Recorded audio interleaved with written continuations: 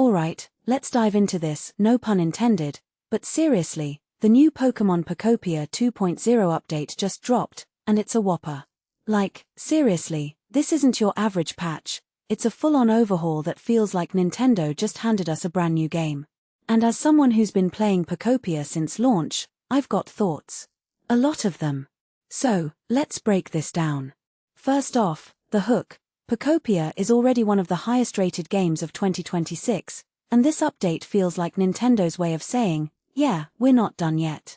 With nearly 100 changes, quality-of-life fixes, new features, and even some stuff I didn't know I needed, this update is a love letter to the community.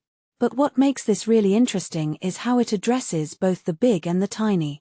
It's like Nintendo took a magnifying glass to every corner of the game and said, how can we make this better? Let's start with the new moves and mechanics. The addition of dive. Game changer. Personally, I think underwater exploration was one of the few missing pieces in Pokopia, and now we've got it. But what's even cooler is that you can build houses underwater now. Like, what? That's not just a feature, it's a whole new dimension to the game. I'm already imagining underwater towns, secret bases, and maybe even some aquatic Pokémon hanging out in my living room. What this really suggests is that Nintendo wants us to keep pushing the boundaries of what's possible in this world. Now, let's talk about the smaller stuff, because honestly, it's the small things that often make the biggest difference. The ability to move items in bulk between storage and your bag. Lifesaver. I can't tell you how many times I've cursed at the screen while shuffling items one by one. And the motion sickness reduction settings for the camera? That's not just a quality-of-life fix, it's an accessibility win.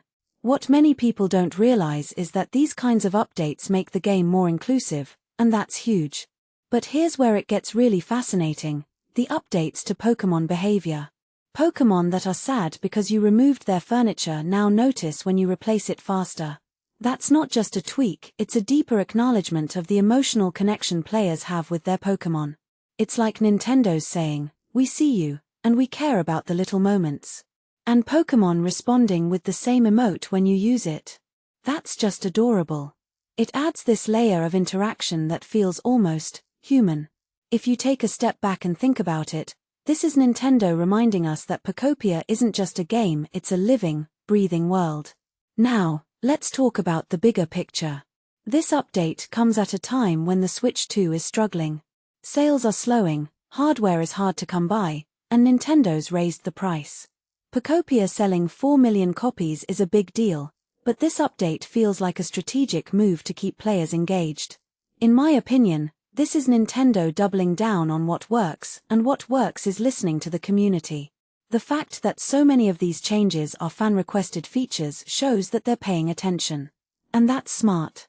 Because in a market where must-play titles are hard to come by, Pokopia is positioning itself as a game that evolves with its players. But here's the thing, as impressive as this update is, it also raises a deeper question. How much is too much? With nearly 100 changes, there's a risk of overwhelming players. Personally, I think Nintendo's walked the line well here. Most of these changes feel intuitive, not intrusive. But it's a fine balance.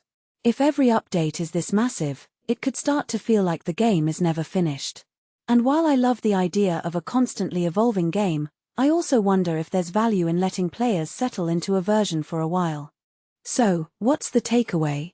This update is a masterclass in how to support a game post-launch.